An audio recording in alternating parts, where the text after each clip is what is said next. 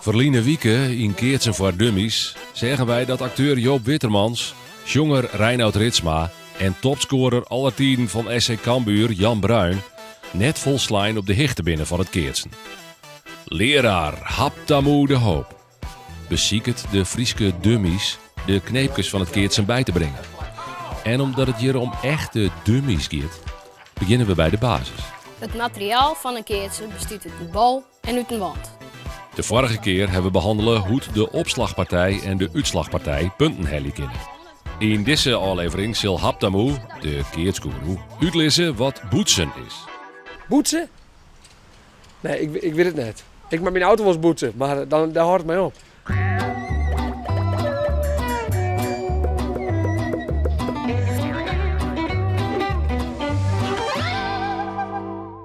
Reinoud, jongen! Heb je even gebeuren? Ah, ja, denk eens wat hoort, man. Huppa! Master!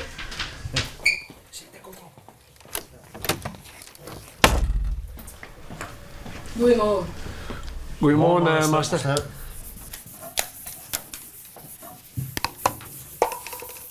Heren, hebben we al jullie huiswerk gedaan? Ja, master. Ja, master. Oké Jan, wat is dan een zitbal? Dat is een ace bij tennis. Zodat hij in één keer in het perk is zonder dat de tegenstander hem aanraakt. Ja, Jan, dat klopt het. Een zitbal is wanneer de opslagpartij de bal heel dreig naar het perk brengt, zodat de uitslagpartij de bal net weer omslaan kan. Vlien weken hebben we behandelen hoe je punten kan hellen kennen. Dat kan nog op mijn oren wezen. De opslagger slaagt de bal op. Zij slaan de bal weer om. En dan kunnen zij de bal net meer weer omslaan, maar ze houden de bal chin. Dan komt daar een blokje te liggen. Is dat een keerts? Ja, dat nemen we een keertje. Daarna moet je nog een keer opslaan. Als er dan nog een tweede blokje komt te lezen, dan moet ze ruien. Dan wordt de opslagpartij de uitslagpartij en dan komt de uitslagpartij om een opslag te staan. En dan is het de bedoeling dat ze de keerts van het chinstander voorbij slaan. En op dat slag het, verzin je die punten mooi. Duidelijk? Oké, Joop, nog één keer voor die dan. De opslagger van het reerde parcours slaagt de bal op. De uitslagpartij slaagt de bal weer om. En de reerde partij kan de bal alleen nog maar keren. Op het plak dat het baltje stil is en bloot, komt de eerste keerts te liggen. Die is te herkennen aan de witte kleur. Het reerde parcours mag nog een keer opslaan. Het baltje wordt werkeerd en hier komt dan de tweede keerts te liggen. Een reerd blokje. Dan ruilen we. Het uitslagparcours wordt dan het opslagparcours en het opslagparcours wordt het uitslagparcours. Nou moeten de reerde popkes beziekje de eerste keerts voorbij te slaan. De opslag. Reert slaagt de bal weer om en ja, ze slaat de keerts voorbij. De punten gaan naar de reerde popkes. Nou jongens, we beginnen natuurlijk met de warming-up. Oeh, mag dat? Ja, dat moet. Op bliksem. We jou ervoor. Volgens ben we net goed warm. Oké. Rem maar achter me.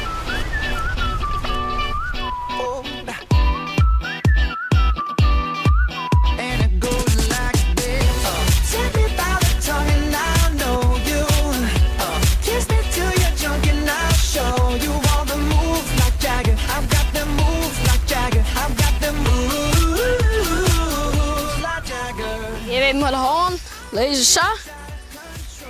En dan geef je maar de oren aan sa. En dan geven we sa hingen.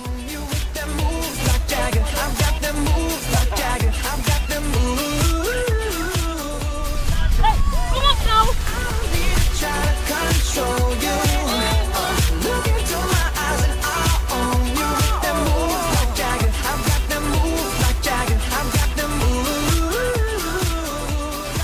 Nou, ben je warm?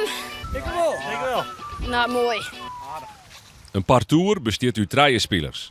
En elke die heeft zo zijn eigen functie. Een opslagger en 2 perkspelers. Een voorinse en een achterinse. De opslagger heeft eens als enige taak de bal zo moeilijk mogelijk naar het perk te brengen. Opslaan, jongens, kun je op 2 manieren doen. Je kan het uit de vrije hand doen. Dat is gewoon zo, zeg maar. Maar je kan ook boetsen. Dat is boetsen, meester. Boetsen, dat is, dan gooi je hem op. En dan gies je maar in de hand, gies je langs de broek. Dus dan giet het zo. Probeer maar eens. En wat gebeurt er dan? Dan zit er meer snelheid achter. En je had dan effect in de bal. Oké. Dus dan is het heel moeilijk om te slaan. Om rond te slaan. Ja. Oké. Griep je hem dat? Ja. Oké. Dat is de theorie. Nou de praktijk voor het opslaan. En dan docht blikken dat het nog net zo eenvoudig is. Maar gelukkig is Haptamu paraat om enkele onwijzings te gaan. Dat is rechts. Ja. Dan begin je maar links. Dus dan is links, rechts, links en dan slaast. Dus. 1, 2. Bam. De bal moet rooien, dus moest maar een komke moest maar uitzien. Zo. Ja, dan moest je slaan. Ah. Oh, wat deed hij best. Klasse. Oh, die is best. Stop, hè? Ah, die komt er al. En dan nou, de keertstip van Haptamu. Word je rugshandig binnen, sla dan net maar links. Want dan kom je hem in de 4. Na je week in Keertsen voor Dummies leren wij hoe de puntentelling bij het keertsen werkt. En er komt er nog 1 spel uiteindelijk bij en dat is gebeurd. Zo is het uiteindelijk. Toch? En Haptamu en zijn vriendjes nemen het in een echte wedstrijd op. Tjen, Jan, Joop en Reinoud.